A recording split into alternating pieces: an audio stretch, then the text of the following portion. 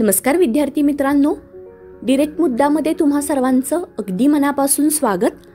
आज डिरेक्ट मुद्द्यामध्ये आपल्याला धनविधेयकाचा अभ्यास करायचा आहे। धनविधेयक म्हणजे काय, धनविधेयक संमत करण्याची पद्धत कशी असते आणि विधेयकासंबंधी काही इम्पॉर्टंट पॉइंट आपण आज लेक्चरमध्ये समजून घेऊ।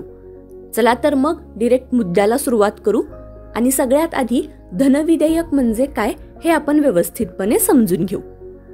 आपल्या भारताच्या घटनेच्या कलम 110 मध्ये धनविधेयकाची व्याख्या ही करण्यात आलेली आहे आणि या कलमामध्ये ज्या गोष्टी सांगितलेल्या आहेत त्या संबंधीच्या विधेयकालाच धनविधेयक म्हटलं जातं। आता आपण पुढे कलम 110 मध्ये कोणत्या महत्त्वाच्या बाबी सांगितलेल्या आहेत ते सुरुवातीला समजून घेऊ। पहिलं म्हणजे कोणताही कर लावणं, तो कर रद्द करणं, तो कर माफ करणं आणि त्यात फेरफार करणं किंवा त्याचं नियमन करणं। दुसरं, भारत सरकारने पैसे कर्जानं देणं किंवा कोणतीही हमी देणं याचं नियमन किंवा भारत सरकारने स्वीकारलेल्या किंवा स्वीकारावयाच्या कोणत्याही वित्तीय जबाबदारींशी संबंधित कायद्यामध्ये सुधारणा करणं ही गोष्ट सुद्धा कलम 110 मध्ये येते। भारताचा संचित निधी किंवा आकस्मिकता निधी यामध्ये पैसे भरणं किंवा त्यातून पैसे काढणं, भारताच्या संचित निधीतून पैशाचं नियोजन करणं आणि कोणताही खर्च हा भारताच्या संचित निधीवरती प्रभारित असल्याचं घोषित करणं किंवा अशा कोणत्याही खर्चाची रक्कम वाढवणं या गोष्टी सुद्धा कलम 110 अंतर्गत येतात। त्याचप्रमाणे भारताच्या संचित निधीच्या किंवा लोकलेखा निधीच्या खात्यावरती किती पैसे येतात किंवा जातात या संबंधीच्या गोष्टींचा समावेश सुद्धा कलम 110 मध्ये होतो। यापैकी कोणत्याही गोष्टींसंबंधीचे विधेयक हे धनविधेयक असतं। पैशाशी संबंधित सगळ्याच विधेयकांना धनविधेयक म्हणता येत नाही, हा महत्त्वाचा मुद्दा तुम्ही लक्षात ठेवा। आपल्या घटनेच्या कलम 102 नुसार अशा बाबी सांगितलेल्या आहेत ज्यात पैशाचा संबंध आहे पण तरी सुद्धा त्यांना धनविधेयक म्हटलं जात नाही। उदाहरणार्थ, पहिलं म्हणजे दंड लावणं किंवा इतर पेनल्टी, परवाना फीची किंवा प्रदान केलेल्या सेवेबद्दल फीची मागणी किंवा भरणा, त्याचप्रमाणे कोणत्याही स्थानिक प्राधिकरणाने कोणताही कर लावणं, तो कर रद्द करणं, माफ करणं किंवा त्यात फेरफार करणं आणि त्याचं नियमन करणं। या सगळ्या गोष्टी या जरी पैशाशी संबंधित असल्या तरी त्या संबंधीच्या विधेयकाला धनविधेयक म्हटलं जात नाही। एखादं विधेयक हे धनविधेयक आहे की नाही असा जर प्रश्न निर्माण झाला तर काय करायचं हे सुद्धा आपल्याला माहित पाहिजे।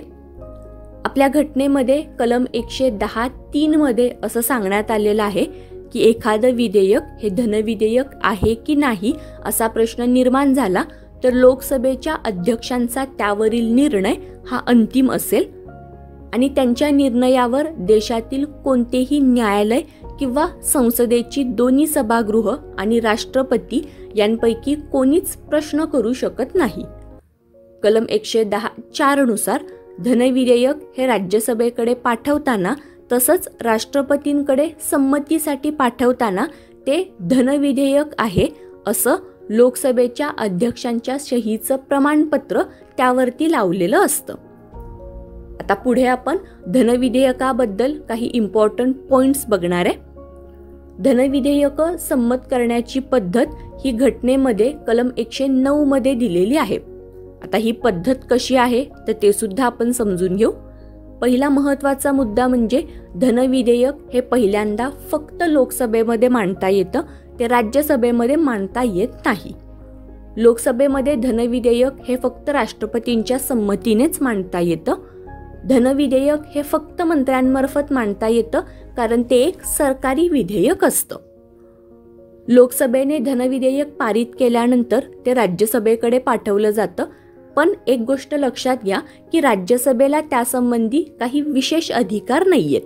राज्यसभा ते विधेयक फेटाळू शकत नाही आणि त्यात सुधारणा किंवा बदल करू शकत नाही, तर फक्त शिफारसी करू शकतं।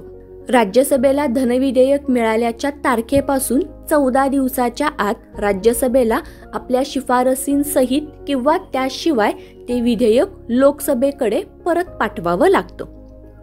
राज्यसभेने काही शिफारशी जर सुचवल्या असतील तर त्यापैकी लोकसभा काही वाटल्या तर शिफारशी स्वीकारू शकतं किंवा पूर्णपणे फेटाळू शकतं. राज्यसभेने केलेल्या शिफारसींपैकी कोणतीच शिफारस जर लोकसभेने स्वीकारलं नाही तर काय होईल हे सुद्धा आपल्याला माहीत पाहिजे. जर लोकसभेने तसं केलं तर लोकसभेने ज्या स्वरूपामध्ये ते विधेयक संमत केलेलं आहे त्याच स्वरूपामध्ये राज्यसभेने सुद्धा हे धनविधेयक संमत केलं असं मानलं जातं. घटनेमध्ये कलम 111 मध्ये असं सांगण्यात आलेलं आहे की धनविधेयक हे राष्ट्रपतींकडे संमतीसाठी पाठवल्यानंतर ते त्यास संमती देऊ शकतात किंवा संमती राखून ठेवू शकतात. पण राष्ट्रपती धनविधेयकाला परत संसदेकडे पुनर्विचारासाठी पाठवू शकत नाहीत. आणि मित्रांनो, एक गोष्ट लक्षात घ्या की बहुतेक करून राष्ट्रपती या विधेयकाला संमती देतातच, कारण धनविधेयक हे राष्ट्रपतींच्या संमतीनेच संसदेत सादर झालेलं असतं. तर त्यामुळे राष्ट्रपती हे विधेयक का बरं अमान्य करतील हा प्रश्न महत्त्वाचा आहे. आणि राष्ट्रपतींच्या सहीनं हे विधेयक संमत होतं. आपण आज डिरेक्ट मुद्द्यामध्ये धनविधेयकाबद्दल माहिती बघितली. यावरतीच आधारित एक सेल्फ अनालिसिस क्वेश्चन हा खाली दिलेला आहे. प्रश्न असा आहे, त्यामध्ये अविधानामध्ये म्हटलेलं आहे की धनविधेयक हे पहिल्यांदा फक्त लोकसभेत आणि राज्यसभेतच मांडता येतं. ब विधान आहे, एखादं विधेयक धनविधेयक आहे की नाही याचा अंतिम निर्णय राष्ट्रपती घेतात.